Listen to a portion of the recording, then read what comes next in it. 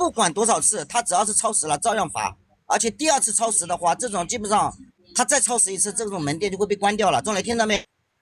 啊，知道。哦，一个事情，一个用户犯2次这种的，门店直接记大过，再犯1次大过，门店直接关掉。一会儿他要记隧道哈，可能会掉线。有点卡呀。行不行？不行就把他给踢了吧。抱歉，我们不行，你的网络太卡了。现在又好点了。你先接一个嘛。接一个试一下。喂，什么？喂，你好。你好，能听到吗？能听到。是这样的，我车是25款的张雪500单腰 B， 然后我现在就是最近我正常走到红绿灯，然后一档滑行过去，一直捏着离合，然后当时电压也没少，水温也不高，然后就是捏着离合等红绿灯，它会自己熄火，右下角会弹几下 TC 黄色的，然后它就自己熄火了。捏离合熄火，我们之前有更新了一版这个专门优化这个的程序，你去抓了那个新程序没有？但是这种状态它是和 TC 是无关的。我在这个官方号发了视频。每次熄火和 TC 触发都是并行的吗？对，每次就是水温是好的，然后也不高，电压也是好的。和水温无关，它就是如果是常规的那种捏离合熄火、滑行熄火的话，是我们节气门的程序优化了以后，它就能解决这个问题。然后您这个问题我们还第一次遇到，就是TC 触发 TC 那个报警和熄火同时并行，有可能是一个新的问题，这有可能也不一定。我们需要看一下车子后台的数据，然后你先把您的那个车辆信息发过来，我们先看一下后台，然后如果没有特别发现什么异常的话，我们先刷一个程序，好不好？好的，行。那还有一个小问题就是，那个发动机它每次你不是说就是说超过10天它会有给用户的补偿嘛？我5月份坏了一次，然后前2天又坏了一次，然后我问了一下那个相关人，他说就是说只有1次机会是吧？赔偿的这个。我们赔偿是超过了维修时间超时了以后，我们会进行补偿。但上次是维修时间超18天，然后就有补偿。这次也修了17、18天。17、8天那就大概要赔你可能7、800块钱吧。我问行。你这个和我们对接就行了。然后如果门店没有主动赔，我们还会对门店加倍处罚。门店说只有1次机会，他说上次已经返厂过1次了。2次，多少次？不管多少次，他只要是超时了，照样罚。而且第2次超时的话，这种基本上他再超时1次，这种门店就会被关掉了。众雷听到没？知道。一个事情，一个用户犯2次这种的，门店直接记大过，再犯1次大过，门店直接关掉。听到没有，众雷？知道。好的。行，好，我下来会和你对接那个赔偿的事宜，好不好？好，谢谢，那您忙。好。可能一会儿就要进隧道了，我断了以后就断了。周雷，你正常对接哈，我们再接一位。好。你好，张总，能听到吗？能听到。张总你好，张总你好，我是26款的单腰 B 500，然后目前是行驶了4200公里。我当时在3000公里的时候，发现我的车子就是它急给油没有用，就是它那个嗡在那里，然后就不能急加速。我们的电子油门如果是正常的给，你看你的急到什么程度？急是这样子急，它是正常会上去的。如果你是这样子，它是被过滤掉了，这是正常的。张总，我就是我差不多我的行程都给到底了，他车子就是嗡在那里，然后速度提不起来，我要么就得重新松一下，或者就是每次启动，然后或者切档的时候，它都会就是给不到油。你再几档？我1、2、3、4档应该都有这种反应。1、2、3、4档在多少车？那1档就不存在，1档这种情况我们要查一下后台，但是大概率不太可能存在这种问题。不代表一定不可能哈，也有可能是一个新问题，我没有遇到过的。然后您把你的车辆有录过视频可以看一下，要是有的话。可以，钟林，你马上看视频吧。发过来看一下。我是发的这个。对，就发这个抖音号。我已经进隧道了，我不知道还行不行。目前看信号还可以。OK。有发过来吗？那你看一下，看一下视频。然后张总，我还有一个疑问，就是我感觉我的机油烧的有点快，但是我又看不到具体有多少，因为我之前去别的车行装过别的东西的时候，他说我的机油有点少了，然后我也让门店师傅看过，他说是正常的，然后他说反正东西是你车子现在多少公里？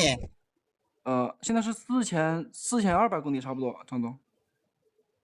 4200公里应该再有个1000多公里就要二保了，对不对吧？对，但是我是当时3000公里的时候就已经感觉机油有点快，但我不知道，主要我看不见，我一个人我也不好把车子扶正看它机油多少。你补偿过机油没有？补偿过机油没有？就首保以后加过机油没有？从首保做完之后一直没有补过。我也有没有补过，那你把车往右倾倒，把车子往右倾倒，比如说10几度，你能看到机油，能不能看到？张总，我大部分一个人，我就不太好弄。那你到门店去，你安排我们是5000公里消耗量50毫升是标准，超过50毫升就是超标了。不是5000公里50毫升。然后张总还有个疑问，是5000，我记得是5000公里。张总，我还有个疑问，500毫升，我记错了，是500毫升。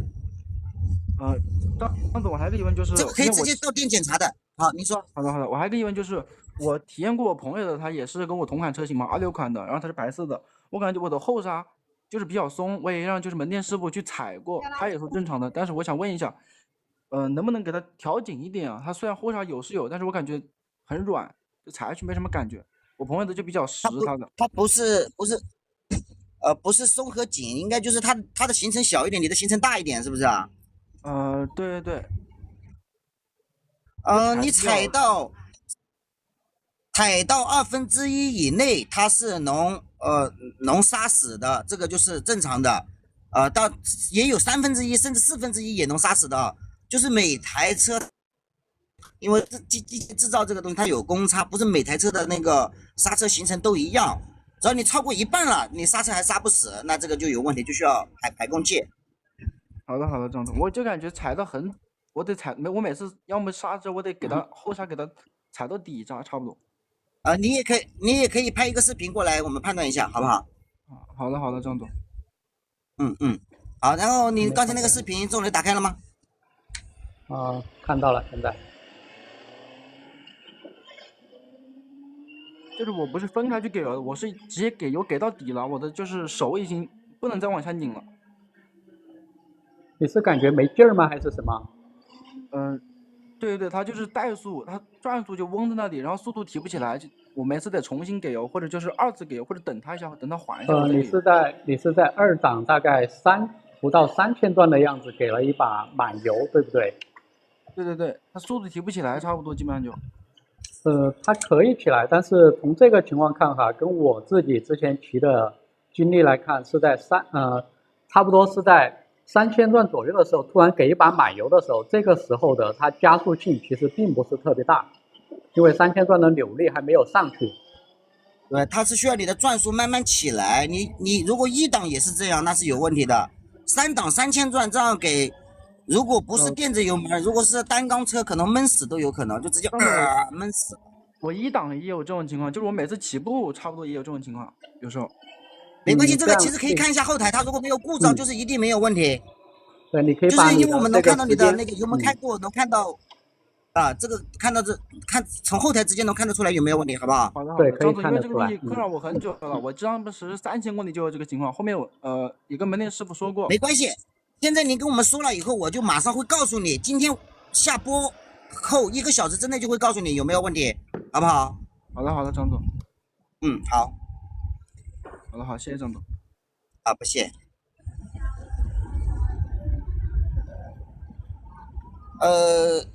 那个各位，就是我现在在那个高铁上，因为我这样直播声音要比较大，对大家影响还是蛮大的。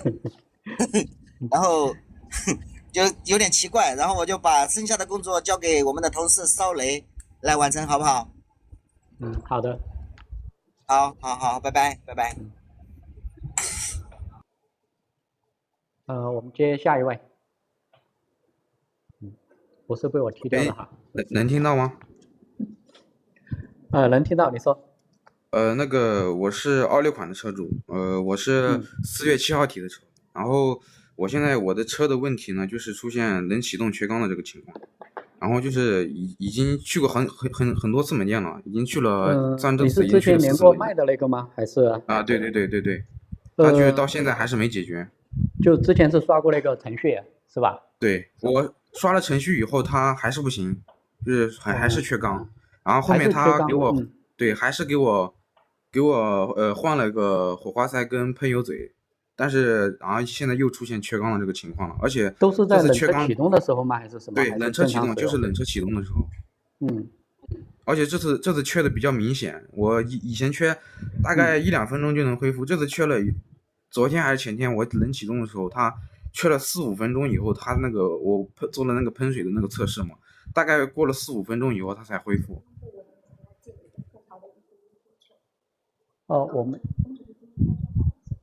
我们同事说给你寄了一个特调的 ECU 过来，是要采数据吗？对，他说给我寄一个 ECU 换个新的 ECU 过来。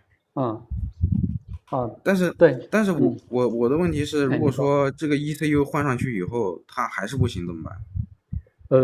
放心，这个问题如果说整车的问题我们都找不出来，哪怕是给你换车，这个问题我们都要把它解决，好吗？就是说如果还是不行，就是能不能换车呢？如果说还是不行，当然我肯定要慢慢的一步步确认这个东西我们是解决不了。因为这个东西已经搞得我很烦，我去过很多趟门店了。不是说每一台，肯定说我们现在是要把除发动机以外的这些故障先排除掉。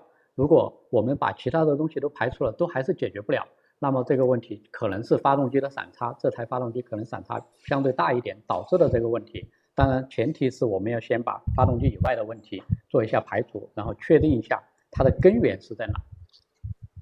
反正我就是心里没底。你今天发现就是最近这一次启动缺缸比较严重，是这2天气温有明显变化吗？还是什么？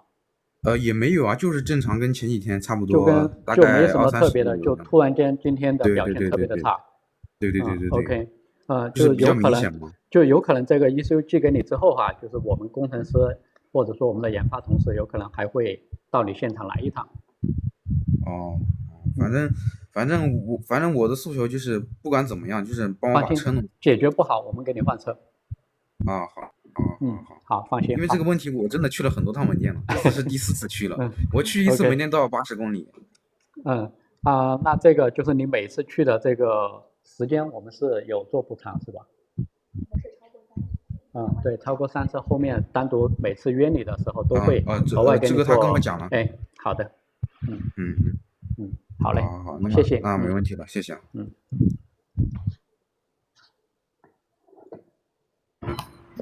你好。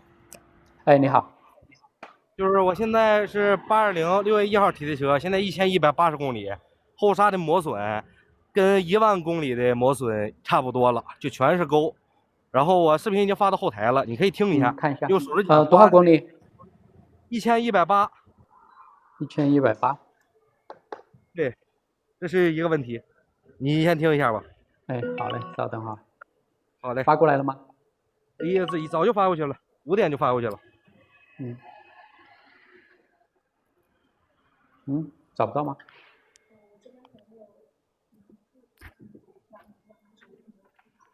没看到你的消息，要不重新再发个信息？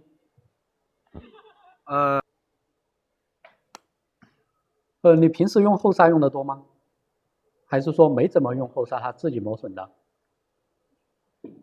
也不少，但是它的磨损就不是正常的磨损，因为我以前好多车都这么使。后刹刹车片呢？磨损多少了？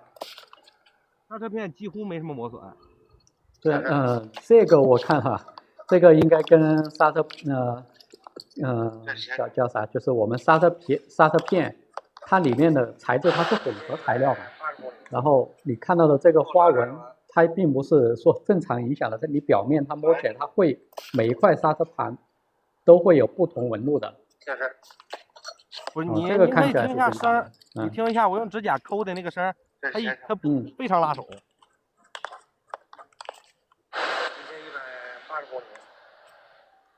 行，你把这个单独拍一个照片，然后呢，我让我们的同事来确定一下这个状况是否我们的刹车片是正常还是不正常，可以吗？那肯定是不正常的了。对，那就是因为在我的印象，以前使用的印象当中，就是刹车盘它会磨出不同纹路的形状来，这个都是有的，而且我们的刹车片是偏硬的，是吧？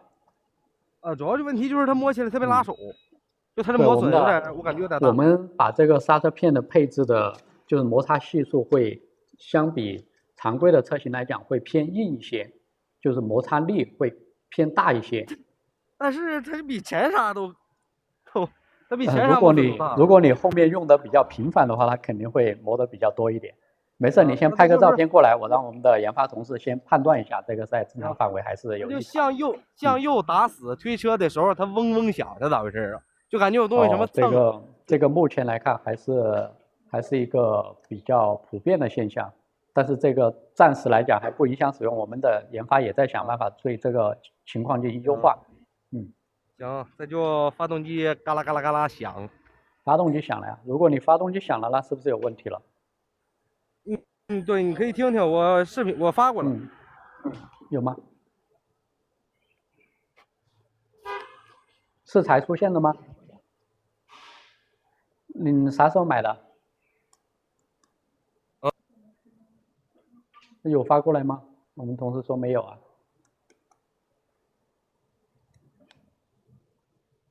有去过门店吗？或者说联系过门店这个发动机响的问题？离我有点远，再加上我们这边修路，我有点去不方便。啥时候出现的？这个问题已经出现，我买回来第几天？第6、7天就有这问题，就一直嘎啦嘎啦响，结果现在响的声越来越大。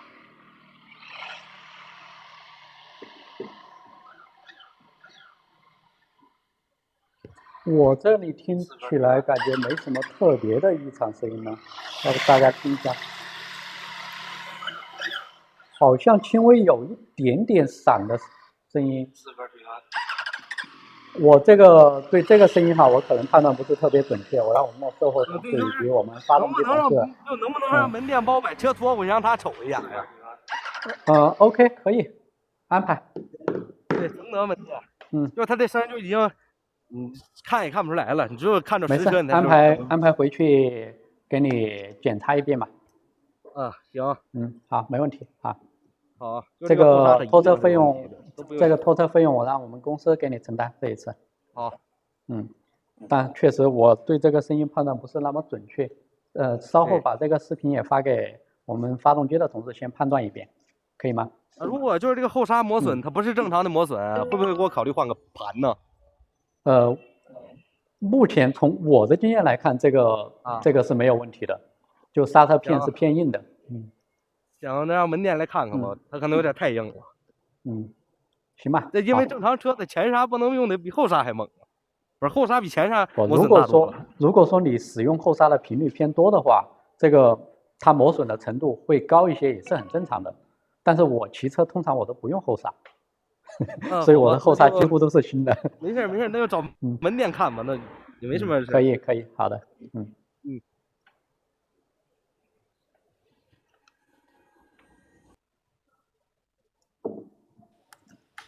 喂，你好，李总。你好。你好，我就是要反映一下，第一个问题是，我的车就是从5月31号一直放到7月31号，历时62天，然后取车嘛。上次连线也是您对接的这个问题，完了之后你是山东烟台那个用户吗？对，他这边这个客服跟门店最后跟我反映的这个涉及到这个赔偿的时间问题有严重的误差。就像对第一个问题，这个我也看了，第一个问题他说6月18号，6月18号到7月1号。从你和门店的这个交互的信息来看，是6月18号才确认要进行维修，所以呢，确认维修之前的时间我们是不算的。那但是如果说这个6月18号如果不是我主动联系他的话，那他一直没有跟我报价，因为我当天去的时候，31号去交车的时候，我就跟他说了啊，怎么样修都弄哪些地儿，所以说他历时18天一直没给我信儿，包括整个交车的过程中，一直都是我去对接，主动去对接他。稍等哈，我看一下。好。一共加上工时费，他是给你报了价嘛，然后你再跟他就是探讨价格的问题，对不对？对对。对啊，但是你价格的问题都没有探讨完的话，这个如何能确定维修呢？再就是他说，7月2号取车那天嘛，完了以后，他是说工厂没有邮箱，是从7月2号我去了，当天他告诉我没有邮箱，完了以后是一直到26号，因为到26号的时候我又问他了，我说邮箱到了没有？他说还没到，那个工厂还没有货，所以说他不是咱们客服弄的7月2号到7月16号还是到18号那个，他应该是7月26号。因为我上传了这个聊天记录。16号有货了之后，我们是发到门店了。7月20号邮箱就到了门店，但是门店确实存在拖延没有维修，这个都是给用户正常的算了维修时算了拖延的时间。对啊，我们这上面写的是7月2号到7月16号，因为超期。对，但是门店他告诉我，我一直到26号他还没有，他说的是邮箱还没有货。我们是单独给你联系了，就是确定了哪些时间点是超期的，我们是按这个超期的时间点来对你进行赔偿的。再就是雷总，再就是我当时是前轮毂变形了，完了以后他给我报价是第一次报价6月18号的那一次报价是给我报了个340多，完了以后第二次他说这个工厂内部调整完价格以后给我报的是600多，完了以后，当时我把车取回来之后，完了以后用漆膜仪测了，它这个轮毂这个有喷漆，完了之后这个轮毂中间那一块就是拆卸轮子那一块有点留漆的那种痕迹，完了之后我想问一下，咱们这个正常轮毂售价是多少？你所说的这个调整价格，这个是我们确认的，就是前面就刚好应该在。确实在6月18号的时候。6月10几号的样子，我们是单独对我们的配件做过调价的，这个是没有问题，这个我可以跟你确认。就是这个轮毂一个全新的，它轮毂就是600来块钱，这个是正常的价格吗？是600多吗？现在的价格确实是。对，是的。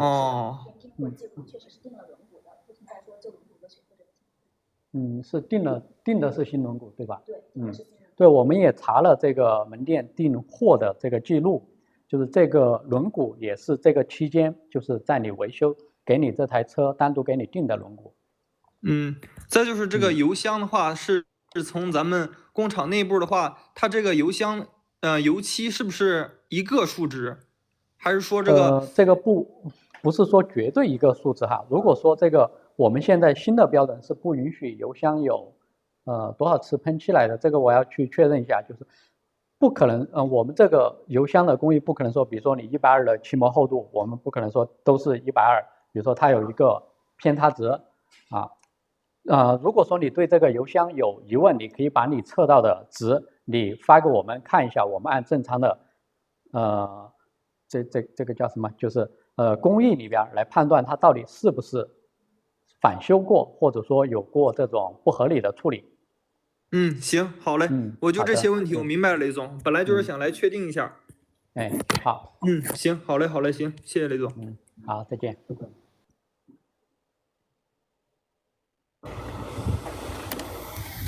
你好。你好。雷总是这样啊，就是因为它这个820是一款新的车型嘛，就是目前我骑了大概将近13000了。那这个13000了13000的话，对，公里吗？对。啊，然后有什么需要检查的，或者说是一定要更换的东西？我们的就正常的保养，我们是5000公里，你应该保养2次了吧？应该马上要保养第3次。除了首保之外，你应该还额外保养了2次嘛，对不对？对，就是那召回的问题嘛。你有看我们的那个使用说明书吗？我们的说明书里面有针对哪些项目，应该是在1万还是说2万公里的时候有单独做调整或者说做检查的项目。就说明书里面有的是吧？对，有的。就应该是有些轴承啊，或者说有一些需要拆开，或者说需要检查它的润滑的这些地方。以及包括滤芯啊这些地方都是有要求的。好嘞，那还有一个就是主要的问题就是那个程序啊，就是前面不是说那个快排换挡会有卡顿嘛，然后刷了一个程序，刷了以后确实没有卡顿了，但是我的车会出现这个打火延迟更长，或者说是一直在那里通电的那种打不着，就打不燃，一直在那里响。如果打不燃的话，这应该不是正常现象啊。对，它是偶发性的，或者说是它就是延迟的时间更长了。延迟的时间更长。对，像我们以前新车就是按一下，你立马松了之后，它立马就着了。快排这个程序跟打火这个是没有直接关联的。如果说打火它的延迟变长了，很有可能是启动瞬间的这一个叫什么，就是燃烧不是太好，或者说温度这些有没有什么异常呢？没有啊，我的排气跟我的燃油都是正常的。这个我建议可以你有没有拍过视频，就是它打火长或者说打不燃的这个情况？目前没有，但是好几次了。那我下次可以拍一个。你下次拍一个，然后呢，顺便记一下时间点，我们看一下后台的这个启动记录以及它的相应的信息。如果说这个这么看，不管我看这个评论里边有人说火花塞这个跟火花塞，按理说13000公里的话，也不存在说火花塞有什么异常，也不应该有这么大的偏差。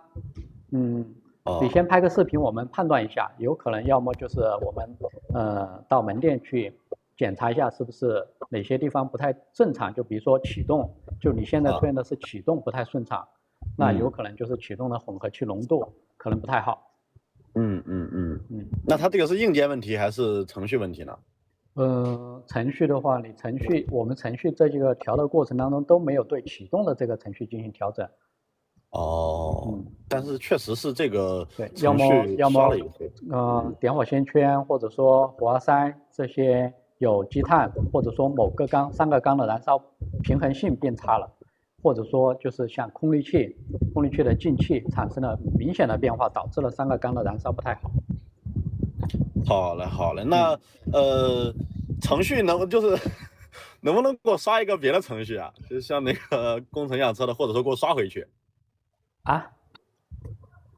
就是那个前面快排问题嘛，快排问题是我是不在意的，然后应该可以安排吧，应该是可以刷回去的，因为他刷了以后就感觉这个动力可能来的可能比较明显的就比较弱。没事，刷回去是可以的，但是可能这个快排本身是解决快排这个问题的，你也可以先刷回去试一试。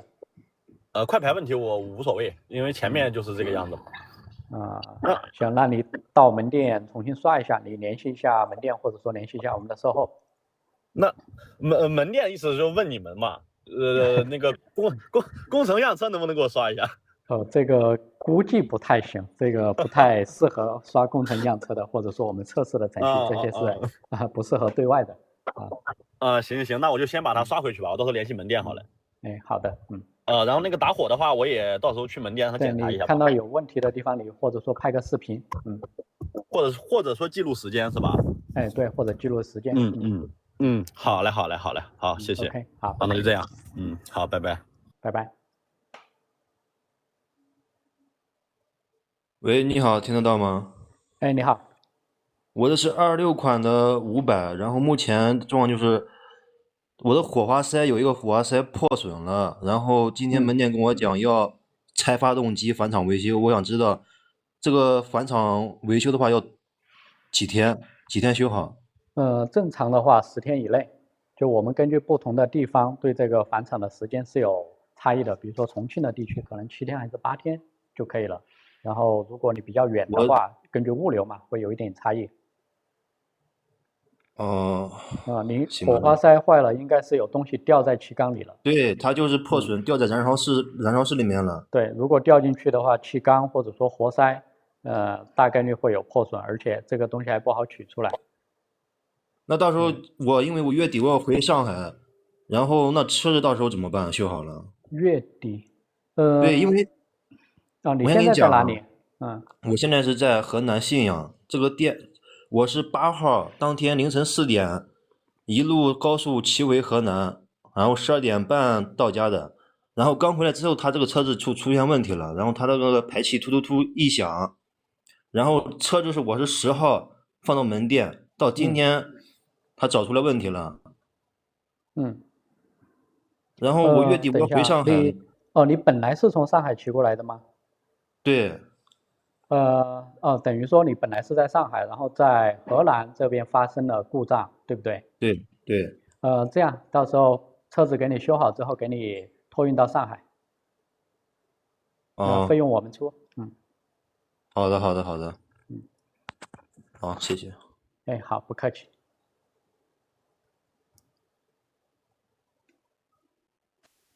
喂，你好。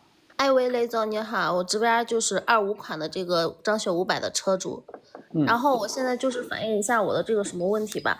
就我摩托车就是今年在7月25号去内蒙古摩旅的途中，然后在第5天的时候，就是7月30号往这个乌拉盖九曲湾景区的路上，车把突然就断裂了。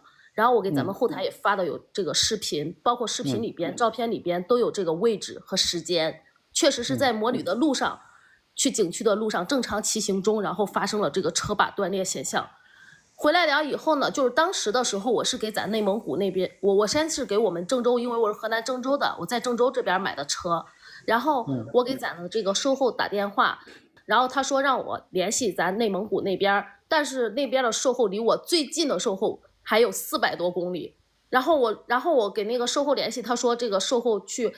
就是说去他们那儿修车，然后换车把，然后这个拖过去，这个几百块钱的费用我们还要自己出。然后我当时就是出于这个，因为是摩旅嘛，我就想着后续不想那么麻烦，我把这个车直接就是在这个途中找了这个货拉拉，然后拖回我们这个郑州的这个管城店了，河南郑州的这个管城店。然后咱售后当时的时候，其实也是帮我给工厂，就是说去返修这个，查看这个原因，车把断裂。然后工厂那边就非得说是因为我之前就是因为4月份的时候，我在4月份的时候就是没有扶好，捏前刹的时候原地倒了一次车，因为当时这个车把有摩擦，然后我换的是这个车把的这个堵头，然后售后维修后呢，也是当时给我检测后以后，就是说车把没有问题，能够正常行驶，我才4月份把车骑走了，骑走了以后，7月份摩旅的途中，这个车把就突然断裂了。就断把了，就直接就正常骑着车把就断。相当于是4月份的时候有过一次摔车，对不对？不是摔车，就是原地倒了一下，换了一下堵头。原地倒了，是在哪里倒的？没有，是在我们这个也是在出去跑山的路上啊，就是在这个河南的，就是洛阳这个白云山，然后就是我捏前刹拐弯嘞，没扶好，然后倒了一下车。是骑行的过程当中吗？没有，就是原地，没有骑行当中，如果要是倒车的情况下，咱这个就是售后他们当时他也是尽力帮我给咱工厂就是争取了。你想想，你如果要是说车辆就是现在就是工厂非得说我这个车把断就是跟这个倒车有问题，那如果要是摩托车，它就是因为倒了一次车，然后车把就突然在骑行中断把。那按照工厂的意思，就是我这个车把断掉了，那以后这个车就是谁还敢骑嘛，对不对？然后就是其实我就是想连线，这个事情已经发生半个月了。我的诉求其实一直也很简单，因为这个号上面都有这个视频，包括我的这个经历，对，包括本人经历，我们也拿回来了，都有。就是你的这个断掉的车把。对，当时咱们这个管程这个售后直接就跟我说了，我说如果他也是直接就。对，他也是就是直接跟我说，如果你要是倒车很严重的话，车把会弯的。但是你这个车把也没弯，它为什么会骑行当中就断掉了呢？我也很迷茫。我来大概给你说一下哈，就是本身来讲哈，就是因为倒车或者说摔车导致的损伤呢，我们本身是不会做赔付，或者说不会做这些额外的叫什么，就是如果是本身它质量问题，就是一开始它本身是你真正的骑断的，我们是肯定要给你做赔偿的。但是这个是因为有倒货车导致了产生裂纹，而且从这个断的裂纹来看，那是不是可以理解为当时售后给我就修好以后，就是检查出来就是当时他没有给我检查好，然后出生这样说呢，他能让我正常骑走，就说明车把没问题。他还当时就跟我说了。如果说这种倒车之后哈，它有裂纹，而且它并没有直接变形，这种呢是没有人能直接看出来的。这个包括售后也好，而且这个裂纹是在这个开关可以看到啊，这里有这个定位销，这里有定位销的位置，而且这个是在开关的里边。这开关的里边是看不到的。如果说我们从肉眼上没有识别到这个把是弯的，那么我们都不会对它进行维修。所以呢，这个分析的结果是，这里面从这个车把断纹里边来看，就是这里面产生的锈迹就已经有一段时间了，大概就是你所说的从4月份断了摔过之后，这里面的裂纹在使用的过程当中逐渐的裂开了，就这个裂纹变大了，才导致你骑行过程当中最终才用断了。这个呢，我们从逻辑上讲，我们是不会对这个作为质量问题来判断的。那他如果要是这样子说的话，那因为摩托车倒过一次车，那车把就会断掉，那这质量问题，那真的是就是那个啥，因为说实话。这个车首先第一是我去年自己买的送自己的礼物，第二我今年又订了一个820是在我倒车就是张雪拖回来了以后，然后我去提的我的新的这个820，然后当天说实话我一直对咱张雪品牌就是因为它售后好。这个我们其他的这些我们先不说，我先说一下我的方案好吧？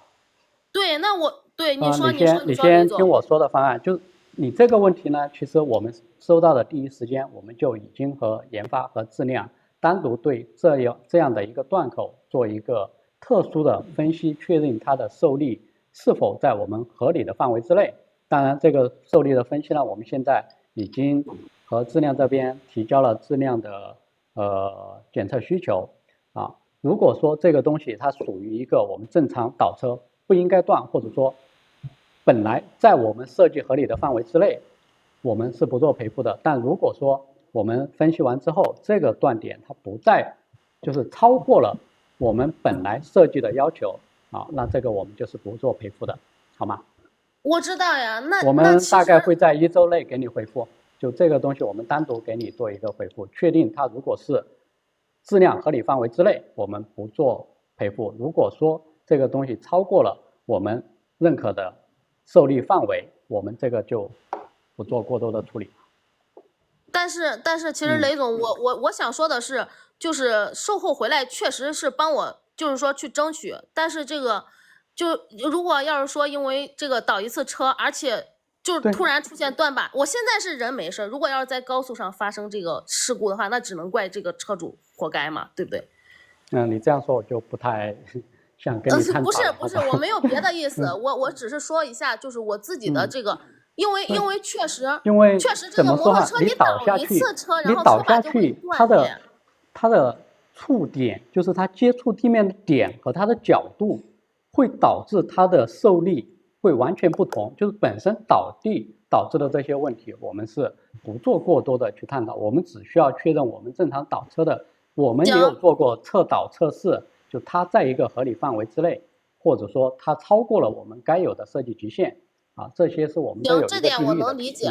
然后这个断裂的车把，我在1星期之前，我给我们的这个售后就是跟他说，让他把我的这个破损件，我们其实说实话，就是想自己检测，就是我想让他寄回来，其实我可以自己检测也行。可以，如果说我们检测之后的结果呢，你不认可，你可以自己把这个车把拿去自己做检测，可以吗？就是因为这个事，我现在一直就是已经导致半个月了，然后他们一直那边工厂也没有给我合理的这个检测结果、合理的检测报告，对，因为这个什么都没有检测的说结果的这个东西呢，可能不是说你当天拿回来检测结果就给你看一眼就完了，而是说要做一些其他相应的分析，包括我们的设计流程上的这个就是材料本身的强度的分析，我们都会做一个评估，以及对我们当前的材料做一个检测，啊，可以吗？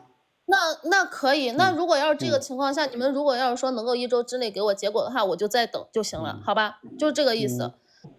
不管怎样，这周给你一个准确的时间。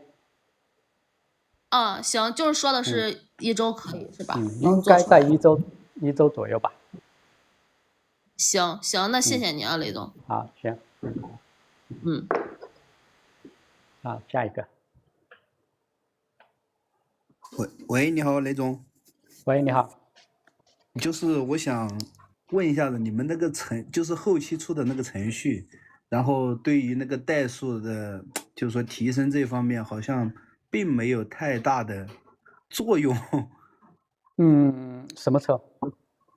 我的是25款的500双2单摇臂的。什么时候的？25款的，然后是10月份的。去年10月是吧？对，去年10月份。你是说哪个程序没什么作用？就是后面让我去店里边刷的那个代数的那个程序。你之前代数是什么问题？代数不稳？对，特别不稳，它就是喘的那种。我之前我也视频也发给你们这个账号了，然后过后呢，还有现在就是说程序刷过了，然后代数它还是和以前大差不差。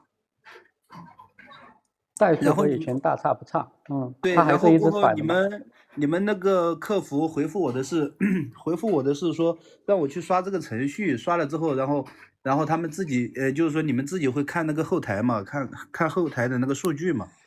但是刷了之后，但是我感觉就是说从我听的那个发动机声音来讲的话，好像并没有。你现在有视频吗？我看一下。我之前我发过给你的，发过给这个账号。然后好久，然后才回我的。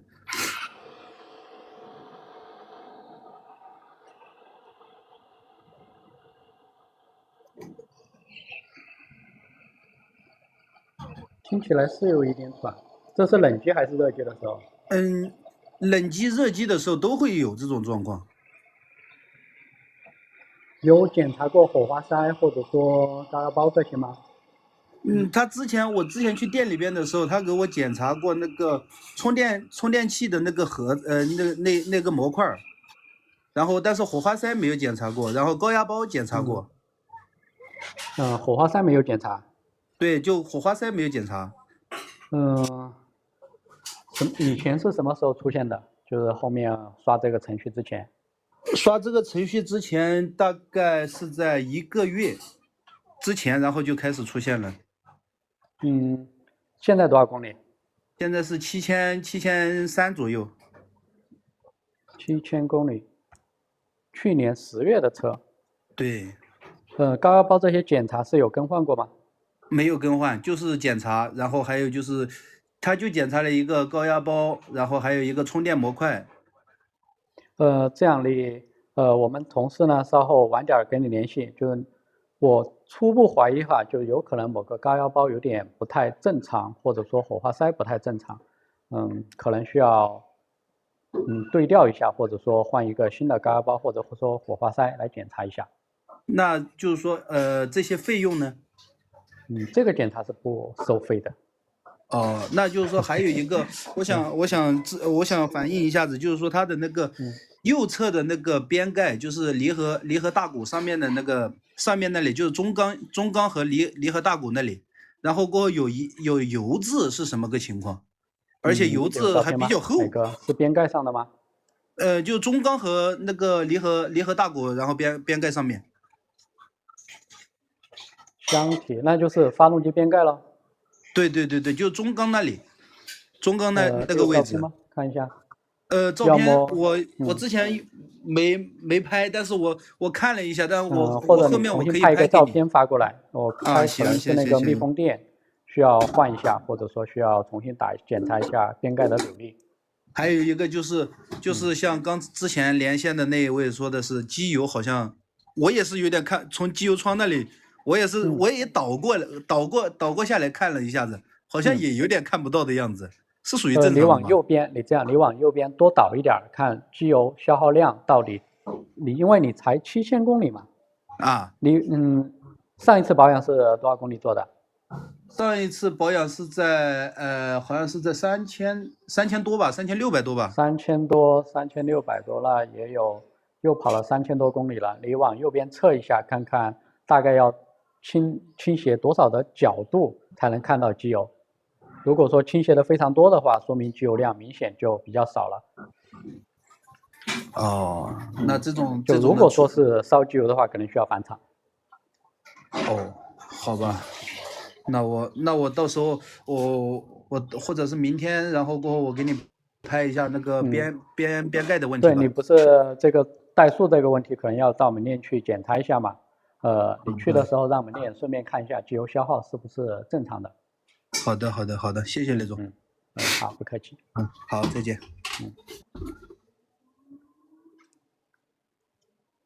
你好，雷总能听到吗？哎，你好。我就是有几个小问题，这就是我在7月20号晚上刷直播的时候，这是天津的一个，您稍等，天津的西星店，它这个直播就是不规范，它就是在诱导吸引流量吧，是可以这样说。这个露这个肚脐，我可以把视频给你发过去，看看。没有，我现在我没有发，等那个，因为是这个视频在我那个另一个手机上，我有视频，这个可以有这个作证，他这个跳舞的视频我没有录到，这是第一个，这个有视频，因为我希望这个也不是正常的这个着装。反馈到我们的后台，然后我们这边会有相应的我们这个叫什么部门？我们有专门负责门店运营的同事来对这些进行审核和判断它到底是否合规。对，这是一个问题。然后就是我的意思就是说，希望咱们张雪越做越好，因为我也是很支持张雪的。他这就是也是属于10点多了，是不属于这个上班时间。您应该就是和张总说一下，正常的就是这个着装还有这什么的，这是我的个人建议，就是和张总去这个说。这是我的个人建议吧。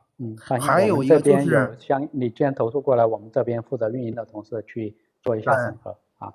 还有一个就是我是唐山这边的，唐山一个路北的，这是一个销售这个一个客服，我就问他这个名字不叫什么张雪，他这个名字叫什么雅马哈。我就说你怎么用这个名字？你怎么没用张雪？他说我一直在用这个名字，没有去改。我的建议是，就是既然你选择了这个张雪，你就应该叫张雪什么什么，对吗？这是我的个人建议。我们对这个有要求吗？我们对这个也有要求。他没有改，我可以做个截图吧。对，我都可以给您发过去。哎，你发过来。好吧。好的，我这就给您发好吧？您一会儿这就看好吧？哎，好，谢谢。好的，谢谢。好嘞。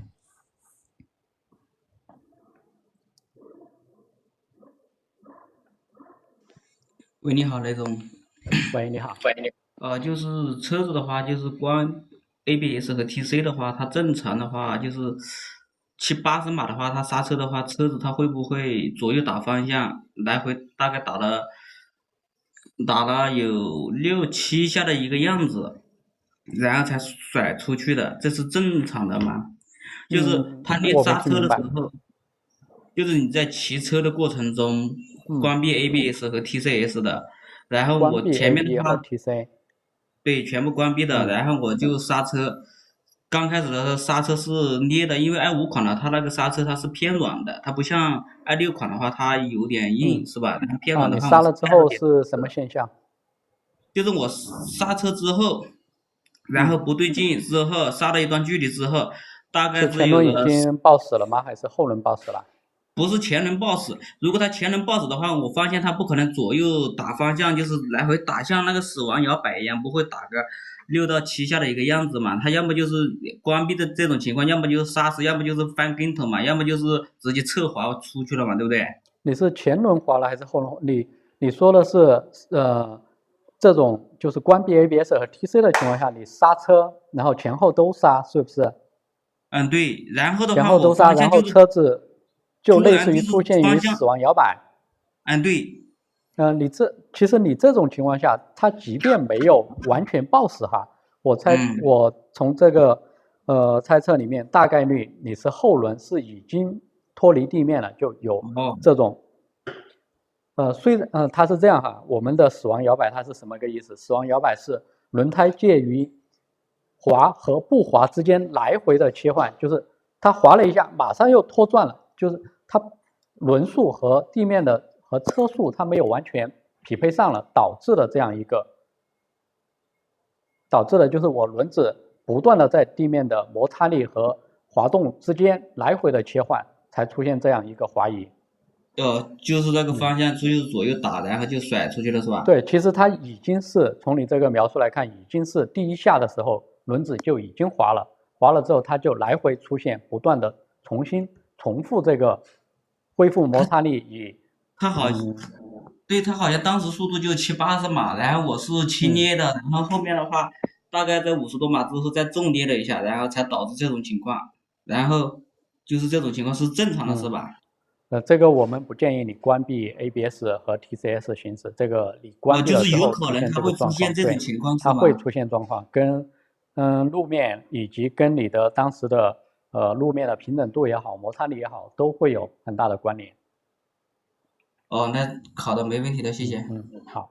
好，拜拜。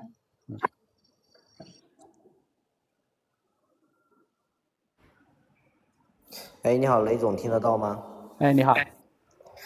我是今年7月26还是27号提的车，然后的话是8月1号出了这个事故，然后的话，对方是主次责承担70%，我是30%，然后去到门店的话是，哪怕一些零件的话是有一点小划痕，我都换了，然后的话换下来全部大概是12419，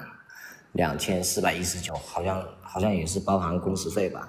然后目前的话，现在有一个症状就是我去取完车回来，然后我骑回去的一个路上的时候，我发现我的车头不稳定，然后的话就是前后刹车的话，我会感觉就是这个车身很不稳，然后是感觉就是失衡的状态。然后的话在转弯的时候过程当中，我觉得这个前车轮和我的这个后车轮它是不一致的。你是换了车架吗？没有换车架，就是那个显示屏的那边那个铝什么梁好像断了。当时他跟我说这个车头支架是断了，对吧？车架没有问题。你减震这些有换吗？都换了，该换的我都全换了，包括什么太齿啊这层面，因为我是斜正面转过去的。你减震转弯了吗？没有弯，但是我是怕他有内伤，然后的话，当时因为门店的人也有反馈过，说过就是说，但凡撞过的话，他有内伤，肯定是有这个差异感，所以我就把所有的东西都换了。然后呢，车架的话跟我说是没问题的，然后的话换完之后就出现这种问题，然后的话现在还有一个问题就是包括油门啊，就是一档的时候挂一档，就是我不拧油门的话，这个车它自己都会以13迈的这个速度正常往前开。不拧油门怠速嘛？你说的是？怠速几档？1档还是2档？一档。一档怠速13，转速大概也就2000转。对，2000转，对，是的。怠速我们有一个行车怠速啊，这个本身我们不拧油门的时候，它都会把这个怠速往上提的。对，那我现在最主要的话就是说，我现在这个因为这个就出现了这个事故嘛，但是出现了这种问题，但是门店的话跟我说，这种现象的话就是说达不到就是说原厂的这种车的这种状况，他的意思是这样子，意思是说，就说车目前只能给你维修这样子，而且当时车架也没有问题。这个你确定师傅有这样跟你说维修不了，维修不到那个原厂的状态，还是说维修不到一个正常的状态？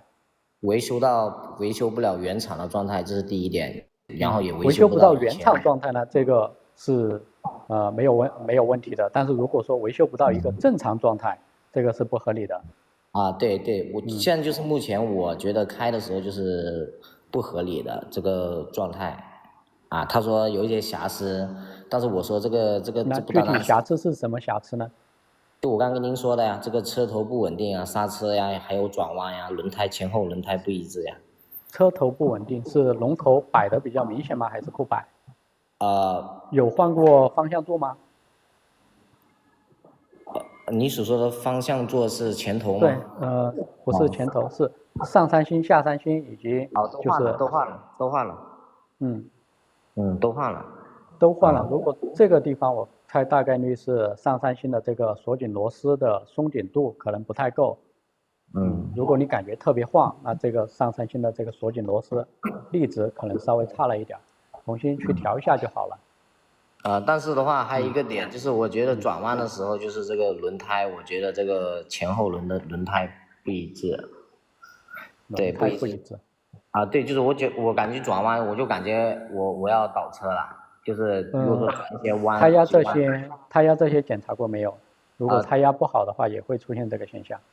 胎压这些，其实我在取车的时候这些都没问题，而且在那之前我去取车之前已经测试了3次。这样你先去把方向座重新调一下，如果说方向座过松的话，你左右转弯的时候会有明显的，这样就有点不太稳定的一个情况。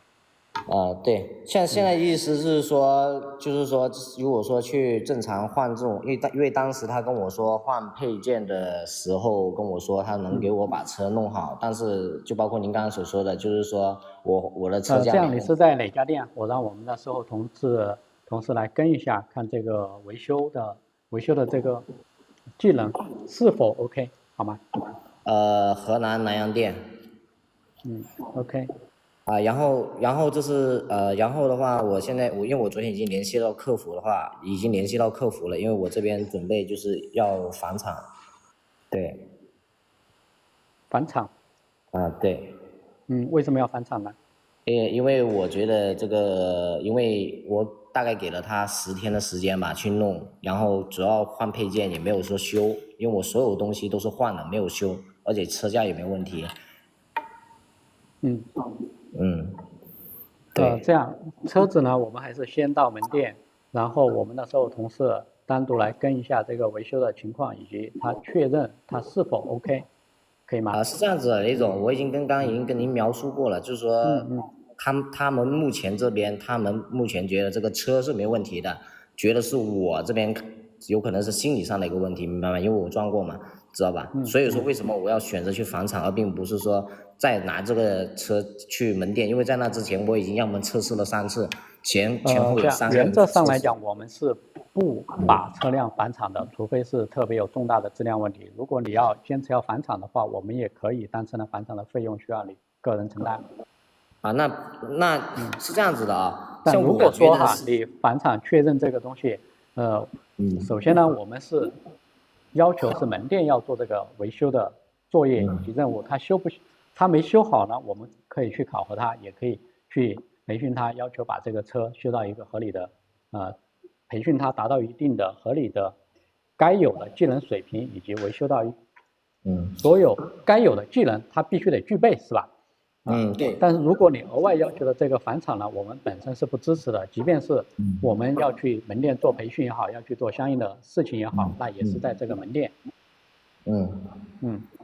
那现在目前我就是觉得他们的车上目前就是我觉得他现在目前车的话是没有给我弄好，所以我想着去返厂。如果说因为我昨天也跟客服说了，如果说是车架还有这些问题，是吧？他们自己没有弄好的话，是吧？那就是如果说门店跟你说这个车架没有任何问题，但是我们返厂回来又发现车架是有问题的，这一块呢，我们是可以考核门店以及给你修好。但是如果确定这个东西，如果说车架本身也没有问题，而且我们也花了检测，也去做了其他的相应的服务，那这一块呢可能会需要你承担额外的费用。那如果说就是说，如果说车头各方面如果说有问题的情况下，正常是不是他们去承担这个费用？就是车不稳定的情况下嘛，对不对？车不稳定，原则上来讲，如果只是装备上没装好，它应该是要重新给你装配好，而不是说因为比如说车架里面本来有变形，但是本来明显的变形他没看出来。光靠目视这方面能够检查到的，他没有检查到，这他应该是有问题的。但是如果靠目视检查不出来的，对门店来讲，他是没有这个责任要去来承担，因为额外要去做过多检测的相应的需求。可以吗？行啊，没问题啊。好的。好，谢谢啊。